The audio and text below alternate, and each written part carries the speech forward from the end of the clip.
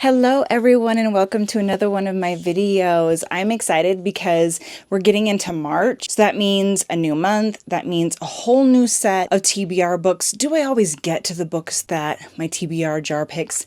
No, I don't. But I like to know how close I get by the end of the month. It's just kind of a fun thing to do. And it does make me feel a little organized too. Sometimes having the TBR is nice because then I can just go in, pick up my next book and read. I have my mood reads and sometimes I'll pick up a new book or there'll be a book on my shelf that's just suddenly calling to me more than it normally does. And so then I end up reading that, or I have a friend suggest a book that I need to pick up immediately and read. So, I mean, sometimes it varies, but again, it's still nice to have the TBR list. I'm not gonna lie, today is a very nice, beautiful day out there and I am roasting right now. So, and with like the lights and everything, I'm just like, it's warm. So as I mentioned in my last TBR video, I mentioned that I'm part of a book club. We don't normally start our books on like the 1st of the month. We actually start it on the 5th of the month, and we don't actually start voting for what book we want to read until the 1st. So I never know what book it is that we're gonna read for the next month until the 4th, I believe, of each month. So unfortunately, I can't share with you guys what book that's gonna be for March. Without any ado, let's get right into it. My husband took me out to lunch, so I have a Diet Pepsi here. I'm almost out, but yum. So the first thing we're going to do is we're going to go into my digital journal here. How I do my bingo is I have a little spin the wheel app. And then what I do, I have an alphabet line and a number line. And then I roll both of those. That's how I pick my book. And if I should roll one that I've already completed, then I'll just re-roll. I really like, this is the first time I've done a digital journal. And it's the first time I've done a journal like this. And I'm really loving it because I can keep all of my challenges and everything I'm doing organized and easy to look at. So it's really nice. Anyways, I'm going to start with my book bingo. I've already completed one of those so far. And let's go ahead and spin and see what we get.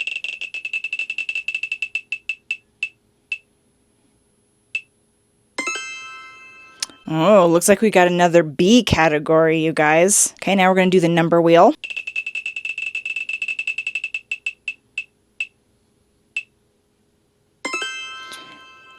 A 1. Excuse me. Hello. Can we do something different here? Yeah, I already did B1. Okay, so I'm going to spin the number wheel again. Well, I feel like I should re-roll both of them, huh? Because then I feel like it's cheating, because then I would automatically get all my B row and then bingo. Okay, so that's what I'm going to do. So we've got the 3.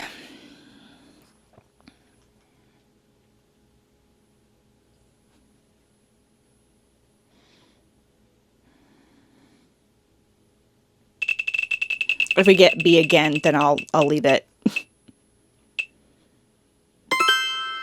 Oh, A3. A3 on my book bingo is a book with 300 plus pages. So I can pick any book I want. I just got to make sure that it's over 300 pages, which for me is super easy. I feel like almost all of my books are over 300 pages. So I'm still going to use that, but I think what I'm going to do is I'm going to save picking that book until the end. And actually, I think from here on out, I'm going to end my videos with my book bingo because I want all of my TBR jars. I want to do all those first. And then so then that way I know what I have left for 300 plus page books, if that makes sense. And we're going to see my choice at the end of my video. Okay, so I'm going to do my usual. I'm going to pick 6 books and that's going to leave me with a total of 8 books. I don't know if I'm going to be able to get through that. Honestly, 8 books seems like a lot right now because I have so much getting ready to go on. I don't think I'm going to be getting through a lot of books in the next couple months. I do have another sewing competition happening in August. Like, still seems like a long ways away.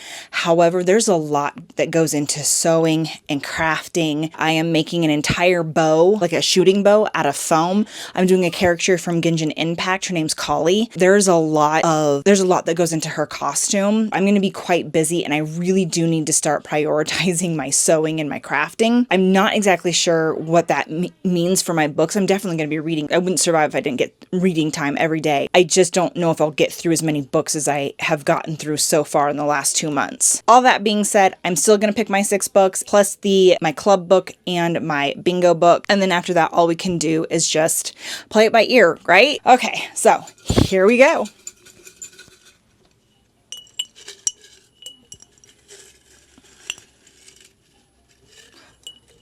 I try my best to mix them really, really well too.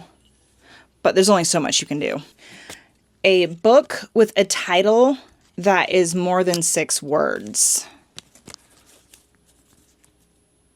I mean, if you stop and think about it, that's a lot of words. I see one now that's 5, 4 words. Oh, I think I found one. Oh, and I'm really excited too. Oh my goodness. So I double checked all of my books, and there was only one other book that had a title with 6 words in it. And so I just picked one out of the 2, and it was actually a very hard choice. I ended up mowing it. The one that it came up with is The Dawn of the Cursed Queen. So 1, 2, 3, 4, 5, 6. And this is book 3 in the Gods and Monsters series. You guys, oh, I'm so excited for this book. I am loving it. So far, this series is a 5-star series for me. It took me a minute to get into it because it was a bit dark. I cannot wait to get into book 3. This is a 4-book series. I do have all 4 books, and they have been calling to me. So yes. So you have Sam Kill and Diana. Those are the main characters of the book. Diana, she basically, in order to save her sister's life, she makes a pact with whom she had thought was like some kind of like evil god or something like that. What he basically did is he gave Diana some of his blood, which kind of changed her into something else. And then she has been forced to work with him for centuries in order to keep her sister safe, because he's pretty much been holding her sister's life over her head. You know, do what I say or else. All of these events happen, which just so happens to wake up the world ender. He comes down to their planet to see what's going on because he can tell that some of his people have died. So he comes down to figure out what's going on. And of course, he's battle hardened. He's been in a lot of wars. He's got trauma. And so they end up working together. Diana realizes that she can't defeat him, that she's not strong enough to defeat him. So instead, they just team up to work together, and she tells him, hey, I'll help you with what you're looking for, what you're trying to do, if you will help me by keeping my sister safe. And so then they kind of team up together and they go on this quest to look for a book, and they kind of bond, and this relationship between the two of them grow. And it's just, oh my gosh. And I love the romance between the two of them. Oh, so I cannot wait to get back into this world. I cannot wait to read book 3, the way book 2 ended. Yes, please. I need to know what's going to happen and how she's going to choose to handle the secrets that she has. Such a good book, and what a way to start March. Oh yeah. Oh yeah. Give me a little bit more of Sam Kill. On to book number 2. And I just put a bunch of new prompts in here, and that was an old prompt. And I know this because my old prompts were written in ink, and I couldn't find a decent pen this morning when I was creating some new prompts, so I used pencil.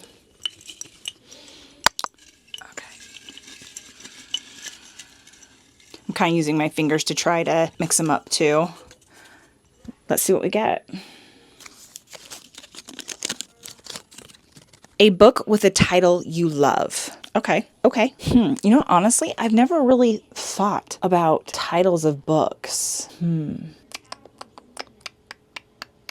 Okay, well, seeing as how this channel is basically phoenixes in the title, I love phoenixes, and phoenixes are fire. So I decided that for a title I love, I would go kind of with the theme of my channel and do a tribute of fire. This has been on my TBR for most of last year. It's got fire in the title, and I'm the Phoenix Library. On the back, we've got there's only one rule: survive. There's only one way to win: run. I'm loving it. Hello, I'm training for a marathon. I can run. Leah is the princess of Locris, a dying desert nation cursed centuries ago by an earth goddess, one still worshipped by the thriving and adversarial nation of Ilion. Every year, Ilion offers the goddess a sacrifice. 2 Locrin maidens forced to compete in a life and death race to reach her temple. In a millennium, no maiden has made it out of Ilion alive. This year, Leah is one of the hunted. An education in battle gives her a fighting chance, but the challenges are greater than she feared. Leah's beloved but untrained sister, Quinth, I know I'm not saying that right, has been put in the path of danger. Really? I wonder how. Anyways, The winding streets of Ilion itself have been transformed into a labyrinth maze of countless choices and dead ends, and if the risks weren't significant enough, Leah is reluctantly drawn to the commandingly attractive Jason, an Alarian sailor she loathes to trust and desires like no man before. The tribute game is on. It's up to Leah to lift the goddess's curse, restore Locaris to its former glory, and change the fate of every young woman destined to follow in her path. Ooh, yes, please. And I believe this is part of a series too. So I'm curious how all of that's going to work out, how this is going to end up in a series. Something big's going to have to happen at the end in order for that to even be a thing. Okay, so we're going to flip in the book, and I'm just going to read a couple words from right here. Is that typical? I don't know. Is it? Is it typical? Is it typical to be typical? Anyways, I'm excited to read this book. Let's be honest, this is my TBR shelf. I'm pretty much can say that most of these books I'm looking forward to reading. Let's group them all together, people. All right, moving right along. Let's go with lucky number 3. No, really 2 is my number. Well, it's my favorite number. Would you consider your favorite number your lucky number? I think I would, because it's my favorite, so therefore it'd be lucky, right? Oh, this one's small. A book in a series. I'm going to assume, seeing it's how it's saying a book in a series, they're not meaning a start of a series, but a book already in the series. Okay, I found my book. I am going to pick Beneath the Hood. This is the Sugar Lake series by Emily McIntyre. This is book 3. And there's a couple reasons I picked this book. The first being I read nothing but fantasy books in February. Every single one of them fantasy. And so far, it's shaping up for March being a lot of fantasy as well. That's one of the reasons why I picked this. This isn't a fantasy book. This is just a rom-com. The second reason why I picked this is because in 2026, one of my goals is to try to get some of my book series down. Like I said, I went from having 3 series that I needed to complete at the start of 2025 to having like over 27.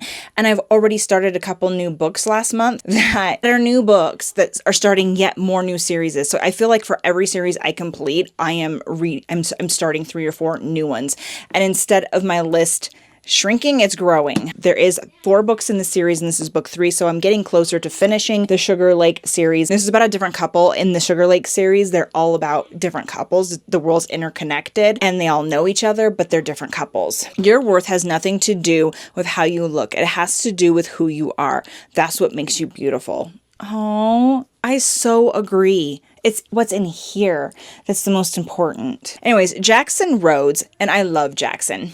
Jackson Rhodes has a perfect smile and a broken heart. When he gets offered his dream job in Hollywood, he packs up his scattered pieces and leaves Sugar Lake for good. And let me tell you, this boy, his story from the first 2 books, you can't help but feel sorry for him. He gives so much, and it's time for him to find his happiness. He thought he was hired to restore classic cars, but instead his new boss tasks Jackson with keeping an eye on his unruly 19-year-old daughter. Jackson agrees reluctantly, not realizing doing so will change his life forever. Blakely Donahue is one of the biggest influencers in North America. She's followed by millions, but has never felt more alone. Obsessed with counting calories and drowning under the pressure of perfection, she's barely holding herself together. When her father's new employee starts hanging around, Blakely can't help but fill a pool. Jackson is 9 years older and entirely off limits, but he's the first person to look beyond the surface and see Blakely for who she truly is. Before either of them can stop it, they're crossing boundaries and breaking all the rules. They know better than to get too close, but for some weird reason, neither can stay away, even if it means destruction for them both. Oh, this is really good. I do, again, like I said, I loved Jackson. He was one of my favorite characters from the other 2 books. Again, if you've watched any of my other videos, you do know that the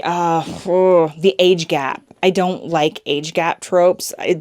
I'm a mom of 3, you guys. I've got a daughter that's 21. It just, ew, right? Like, I know some people can do it, and for them, great.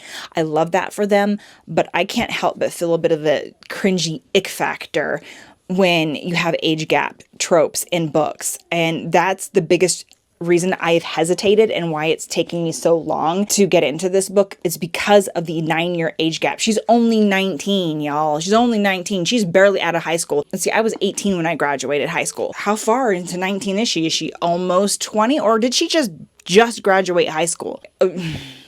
If I think too much about it, I'm going to get annoyed. I read one of Elsie Silver's books in January, and that was Heartless. And you know what? I loved it, and I just did my best to pretend like the age gap wasn't there. So as long as they're not too making it a huge deal, maybe I can just pretend. We can do it, y'all. We can do it. Okay, on to book 4.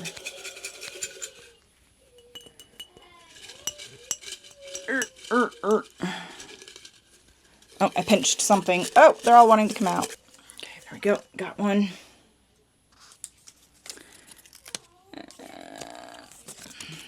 I'll let you guys see it first this time. Okay, the shortest book on your TBR. The shortest book. I'll be right back. So it looks like we're going to have another fantasy romance, you guys. I almost thought I was going to have an Anna Wong book, but it was 2 pages, just 2 pages bigger than this one. This one is Curse of Shadows and Thorns by L.J. Andrews, and this is book 1 in the Broken Kingdom series, and it just looks so good. There's even, let's see, there's a picture back here, and I believe it's of the main characters. Get to it. But there's the picture in the back of the book. That looks really cool. In the back of it, it says, a rebellious princess, a cursed rogue, a forbidden love that will bring a kingdom to its knees. As niece of the king, Elise Lysander cares about 2 things, sneaking into gambling dens and avoiding advantageous marriage at all costs. When her uncle holds the life of her deathly ill father over her head, reluctantly, Elise puts her fate into the hands of Legion Grey, the handsome and mysterious dowry negotiator. He may be arrogant and infuriating, but soon Legion incites a blistering forbidden passion she can't ignore. So she's falling for the guy that has to pick the guy she has to marry. Interesting. As their attraction grows, so do the dangers. Attacks from black-eyed people, a cursed enemy who is more beast than man, and rumors of Fae returning for the crown they believe was stolen from them long ago. After a bloody coup upends the kingdom, Elise flees with Legion, but nothing as it seems. The man she allowed into her heart reveals his own secret plans with the return of magic, and he has every intention of using Elise to see them through. Do you think he was Fae in hiding? We'll see. With war between magic and mortal on the horizon, Elise must pick a side to protect her kingdom. Does she stand with her people who stole the throne, or with a man who lied his way into her heart and whose secret past could bring her destruction? It's filled with luscious world building, banter-filled romance, and epic battles. This first book in the Broken Kingdom series is part Viking, part fairy tale. It sounds good. It's another book that's been on my TBR for a while, and it is the smallest book in my TBR, which is saying something because it's like 337 pages long. I've got a lot of big books. Okay, ready? Let's pick a line. I liked doing that in the last one. So, what is it going to be? My uncle tilted his head, a cruel expression on his face. Suffered enough, you say? Apparently we got an evil uncle. Interesting. Okay, on to book 5.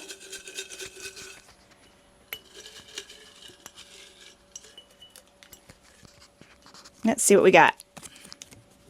A book that ends in an odd number of pages. Hi, I got the Anna Wong book in there after all. This was 341 pages long. So I'm going to start the Twisted series. I know, right? This is called Twisted Love. He has a heart of ice, but for her, he'd burn the world. Okay, you're the light to my dark, sunshine. Without you, I'm lost. Aww. Alex Volkov is a devil blessed with the face of an angel and cursed with a past he can't escape. Driven by a tragedy that has haunted him for most of his life, his ruthless pursuits for success and vengeance leave little room for matters of the heart. But when he's forced to look after his best friend's sister, he starts to feel something in his chest, a crack, a melt, a fire that could end his world as he knew it. Ava Chen is a free spirit, trapped by nightmares of a childhood she can't remember. But despite her broken past, she's never stopped seeing the beauty in the world, including the heart beneath the icy exterior of a man she shouldn't want. Her brother's best friend, her neighbor, her savior, and her downfall. Theirs is a love that was never supposed to happen, but when it does, it unleashes secrets that could destroy them both and everything they hold dear. Whoa,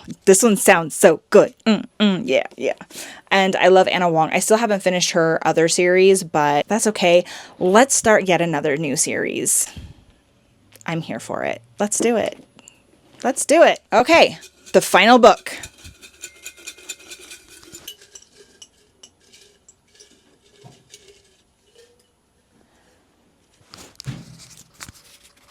Oh, there's two of them.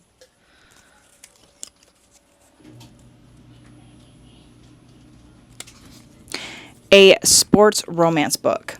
Well, that one's easy. I think I only have one romance that is sports on my TBR. And that is Daydream by Hannah Grace. And this is the Maple Hill series, and I believe this is the last book. I don't know if they're doing another book, if like they're still in the making of it, or if this is the last one. That would be kind of cool if I could finish a series this next month, seeing as how I just started, what, like 2 new ones, 3 new ones? He's the one she's dreaming of. When his procrastination lands him in a difficult class with his least favorite professor, Henry Turner, knows he's going to have to work extra hard to survive his junior year of college. Yay, it's about Henry. Oh, guys, I fell in love with Henry in book 1. He is such a soft boy. Yes, please. And now with his new role as captain of the hockey team, Henry absolutely cannot fail. Enter Haley Jacobs, a fellow junior whom Henry befriends when he accidentally crashes her book club. Haley may not have the romantic pursuits of her favorite fictional leads or the experiences of the novel she's trying to write, but she's an academic superstar, and as soon as she hears about Henry's problems with his class, she offers to help. She knows that new experiences are the key to beating her self-doubt, and Henry's promising to be the one to give them to her. Oh, they just need to stick to their rule book, where item 4 reads, "Don't fall in love." So it seems like they're gonna she's gonna help him with his class, and he's gonna help her with her romance. This book is a romance reader's dream come true. Heart, heat, and a tutoring arrangement that goes beyond the classroom. Nice. Sports romance. So yay, I had one. Honestly, I don't even know why I put that prompt in there when I know I don't have that many sports romance books. I'm not much of a sports romance-y girl. I'm excited because I've got three books in this next month that none of them are fantasy. That's going to be a nice change up. Okay, so then now we're going to go back to my bingo where I have to read a book that is over 300 pages. And I think I know which book I want it to be. For my book bingo book, I am going to read Daughter of No Worlds. This has 482 pages in it. I am 3 parts excited, 1 part terrified, because it seems that for those who don't like the book, it is big. It's not like minor reasonings like typos or something like that, or pet peeves. It's those who don't like it, they don't like it, and it's huge. I'm a bit nervous because this is a book I've been looking forward to reading for a while. So I hope that it lives up to the hype. I'm crossing every single one of my fingers. A former slave fighting for justice, a reclusive warrior who no longer believes it exists, and a dark magic that will entangle their fates. Ripped from a forgotten homeland as a child, Tashna learned how to survive with nothing but a sharp wit and a touch of magic. But the night she tries to buy her freedom, she barely escapes with her life. Desperate to save the best friend she left behind, Tashna journeys to the Orders, the most powerful organizations of magic wielders in the world. To join their ranks, she must complete an apprenticeship with Max Antarius Farloni.